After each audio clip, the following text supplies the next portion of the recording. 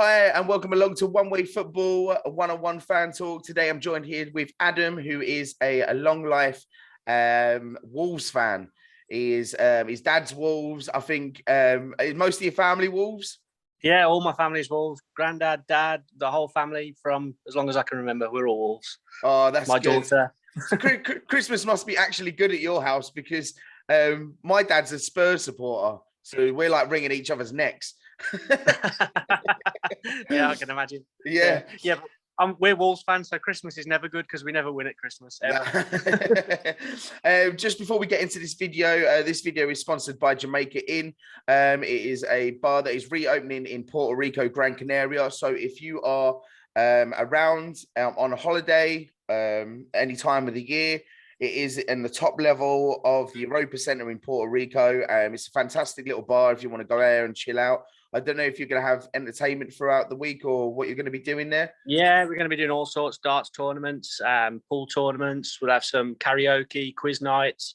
We'll have live music from time to time as well. So I've been there many a times. I love the place because it makes you feel that you're outside of that center as well. Because I work there anyway, so it's a nice little getaway for me. And once you're in there, it's just a completely different atmosphere. It's just it's a brilliant bar. To be fair, it feels like you're at home as well in a sense. So you're a bit like away from home. Like if you like that kind of thing, then you're really going to enjoy it. So anyway, let's get crack on with the talk. Right, Wolves. 5 wins, 1 draw, 5 losses. I don't know whereabouts you stand in the league at the moment. 7th from memory, 7th or 8th, something like 7th, that. Just we're going to go through the last 5 games. Okay, so you beat Newcastle 2-1, which I think everyone was probably thinking that was going to come out. I mean, to be fair, like I had an interview with a Newcastle fan a couple of days ago, and you know what? It just feels like there's no passion at Newcastle anymore. So it's even though they've got a new ownership and everything like that, they're still the same Newcastle. So was you going into that game thinking, "Wow, we're going to beat them anyway," or did you have a bit of fear going into that game? No, well, we were a bit worried because normally if you get a change of manager or a change of ownership or something, it gives the team a little bit more impetus, doesn't it? Newcastle, like you say, it didn't seem to change the way they played, or they didn't seem to have any heart and desire in the game, really. So, Then you went, you played Aston Villa. You won that 3-2 as well. Yeah, it was an exciting game. That's also that's always a tricky game as well, isn't it? I mean, local derby, derby. Yeah, so you were happy to get the win there as well. And especially as we were losing 2-0 with 10 minutes to go. So that was crazy. Pretty much the last kick of the game. So an exciting game. And have you, when you're at home, do you ever try and get to them games? Yeah, I was a season ticket holder up until a year ago for the last 34 years. So and I used to go away a fair amount as well. But obviously now I've moved over to Gran Canaria. I'm not going to be going so much, but when I go home, I shall still go and watch them. Yeah, I've actually still got my season tickets, but my mate uses them. But when I go back, I can have it back. So brilliant. Next game was Leeds. You drew that 1-1. Leeds is always a tight game as well. Do you know what I mean? They're so unpredictable, Leeds. Reverse that game. They scored in the last minute with a penalty. So, it was a bit of a... To be fair, they deserved it. We didn't play very well. So Leeds played really well, and they deserved to get at least a point out of the game, even though it was a injury time penalty. It was a bit... they deserved it, in fairness. Yeah. We're a strange side. Yeah, it's weird because you go I'm looking at them last 5 fixtures, and you had such a nice little run there, and then you come to you beat Everton 2-1, and then you come to the Crystal Palace, and it just kind of I mean, our season's been really strange. The new manager came in at the start of the season. Obviously, we played the first 3 games of the season, and I'm not joking. It's the best football I've seen at Wolves for 15, 20 years at least. And we lost each game 1-0. I mean, I think at the time, after the first 3 games, we'd had more shots on target than any team in the league. We'd had more attempts with more XG, whatever the hell that means. But we were a top attacking team in the league after the first 3 games, and we lost each game 1-0, albeit against Man United, Spurs, Leicester, so decent quality opposition. But we should have buried them all the way we played. And then he's gone back to a more defensive way of playing, and we started winning games. But it's not as entertaining, written up. He's gone back to playing the way the old manager played, the old system, and it's quite negative for me. Okay, we're grinding results out, but I still like to point out as well, though, that when Nuno came to the club, there was always this like, oh, we had a dream and stuff like that, and he literally did get you into Europe, didn't he?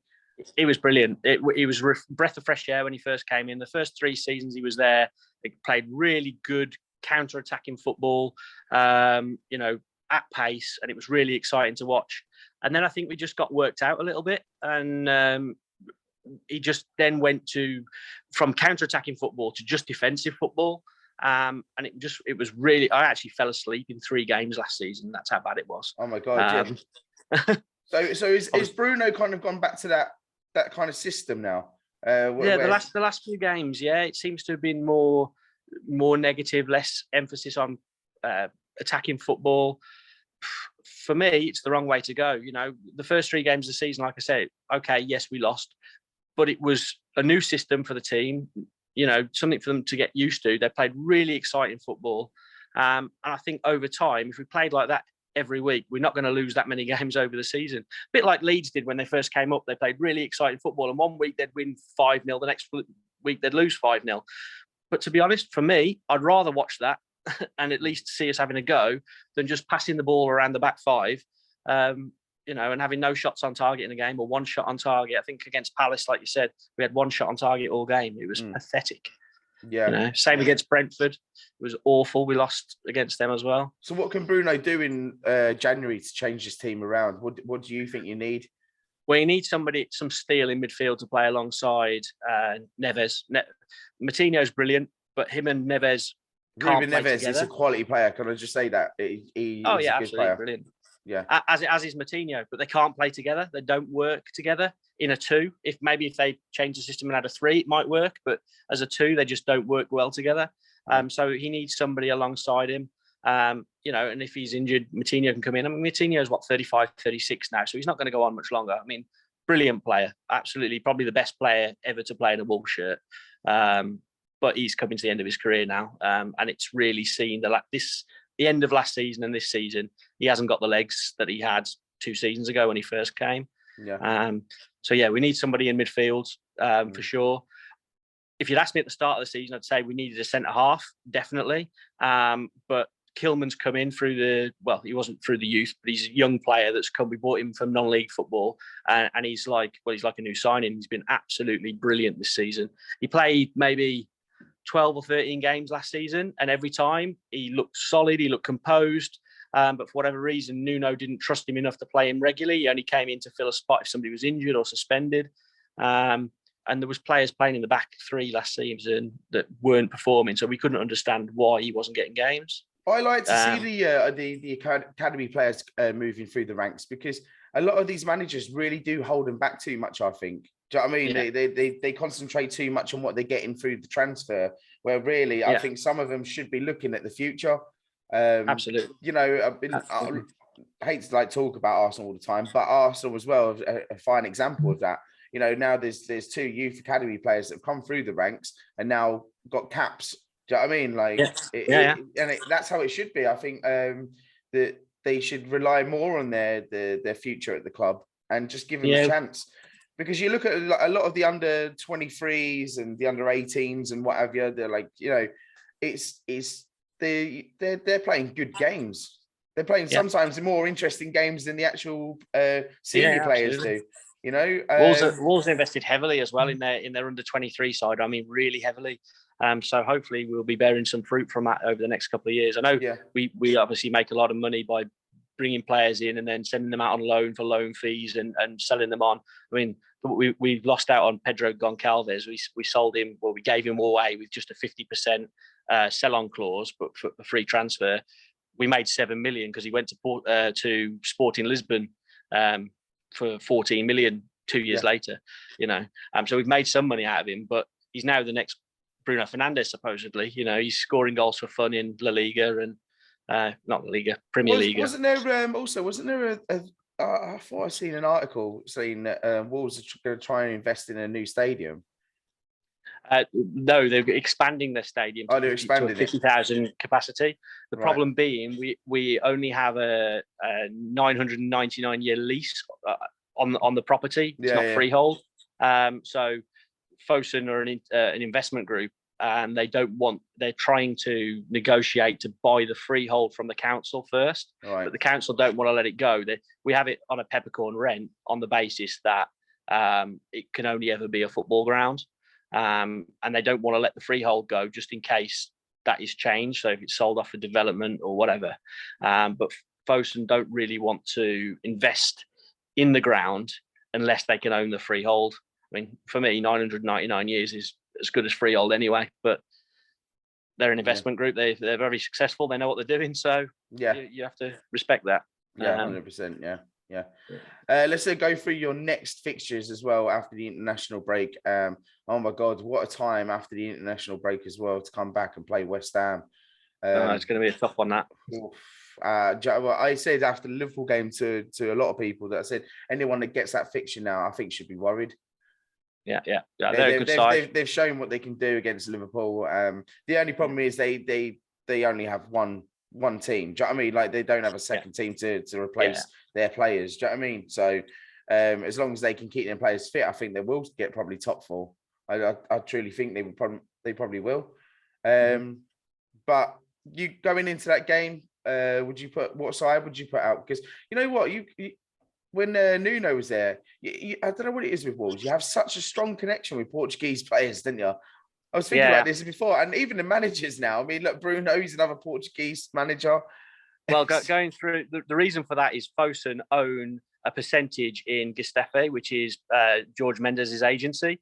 Yeah. So obviously they rely heavily on Mendes to bring in players, and a lot of his clients are Portuguese or play for Portuguese teams. So like even because that was a massive meme when you brought all these players in. And it was just like Portugal versus, Norwich, or Portugal versus, like... going into that West Ham game, give us your thoughts and score lines, your lineup for that team. Okay, would you go for attacking or would you hold back?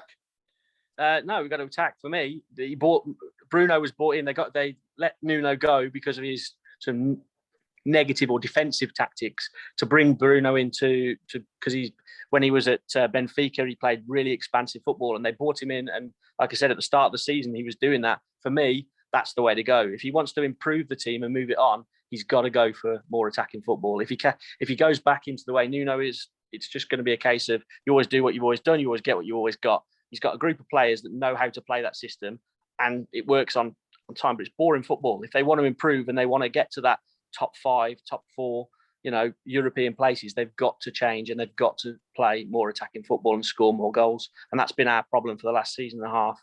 We're just not scoring enough goals. Yeah. So. Yeah. I mean, what would you say there then? Draw, maybe? Point? No, my friend is coming over and he's a West Ham fan, and we'll be sitting in the Jamaica watching it, and we are going to win. I think you've jinxed this now. I think this is going to bite you back, isn't it? This is going to bite you back. It might do, but otherwise it's going to cost me a lot in drinks, because whoever wins, the other person's got to buy the drinks for the rest of the night. So. I mean, look, I look at that fixture. I say, look, Wolves would probably be happy with a draw with that game.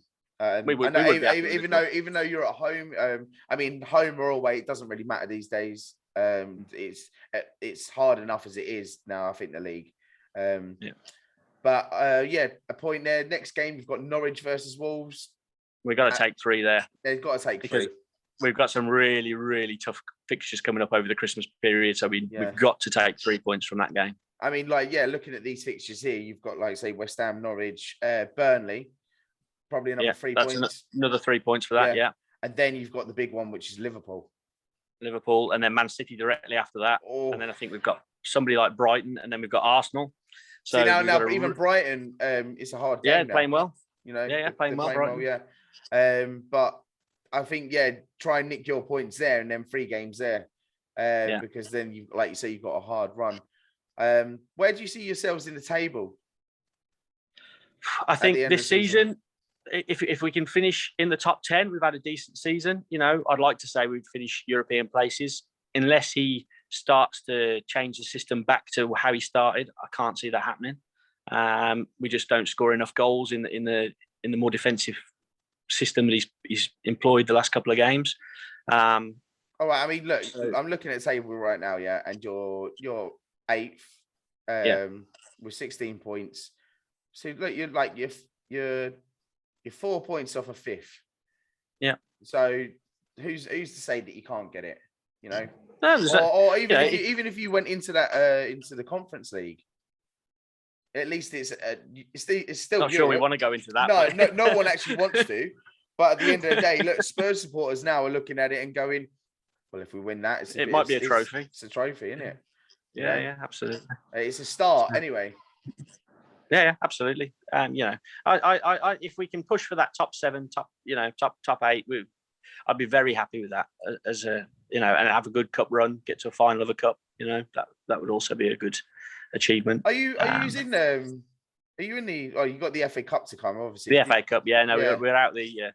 We got knocked out. Who knocked you out in the Carabao Cup? Good question. Was it Liverpool? Liverpool, I think. Yeah. On penalties. I mean, can't remember. I mean, them cups anyway. They're yeah. You don't know what side you're going to put out. You don't. It's It's one of them, isn't it? But I think we're going to wrap it up there anyway, mate. Thanks for coming on to the channel. Don't forget to like and subscribe. Smash the like.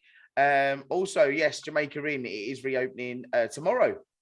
Yeah, opening tomorrow. Yeah. So if you are on holiday over the Christmas period or November or even next year, make sure you drop into Jamaica Inn and have a look, because it is a fantastic bar and fantastic owners now. Yes, I'm getting some discount now on some drinks here. I'm sweeting myself up here. You'll be lucky. Cheers, Adam. Thanks for coming James. on. Take care, mate. Take care, guys. Bye-bye. Thank you. Bye-bye. Bye, mate. One Way Football.